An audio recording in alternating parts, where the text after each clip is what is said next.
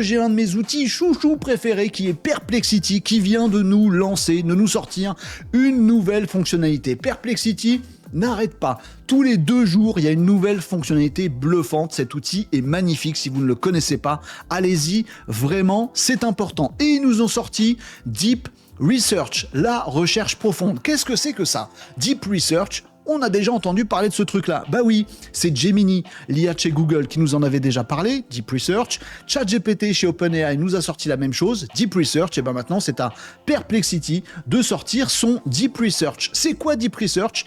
Ben c'est un mix entre les IA génératives type ChatGPT 4o, capable d'écrire des trucs vachement bien, et les IA qui sont capables de réfléchir, entre guillemets, comme les modèles O chez ChatGPT, et le web et les accès au web. Et ces différents ingrédients créent une alchimie absolument magique qui vous permettent de poncer, de creuser des sujets complexes, des sujets de réflexion, des sujets académique. Vous leur demandez un truc à ces fonctionnalités de Deep Research et c'est pas juste ça génère un texte, bon, c'est pas juste ça fait une réflexion, bon, c'est pas juste ça se connecte sur le web pour vous dire qui c'est qu'en parle, ça fait tout ça à la fois.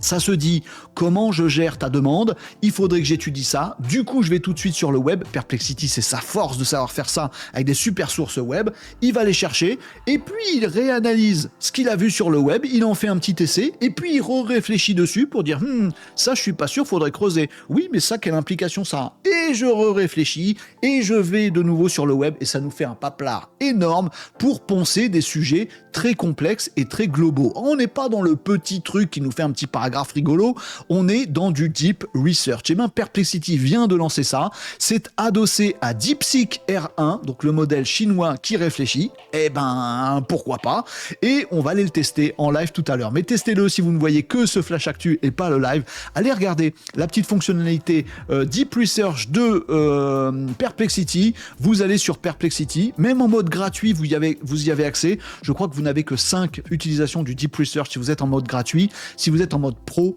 je vous mettrai un petit code d'ailleurs si vous le voulez à 10 balles au lieu de 20 balles Perplexity en mode pro si vous voulez le tester. Vous avez 50, je crois, possibilités de recherche, vous les utiliserez pas tellement c'est beaucoup. Vous allez sur Perplexity, dans le petit sélecteur qui est en dessous, vous avez cette nouvelle option Deep Research qui vous permet donc, comme ça l'indique, de faire des rapports approfondis sur des sujets complexes. Bah on aime et on va tester nous en live pour voir si c'est particulièrement intéressant. Spoiler alert, oui, ça l'est, testez-le.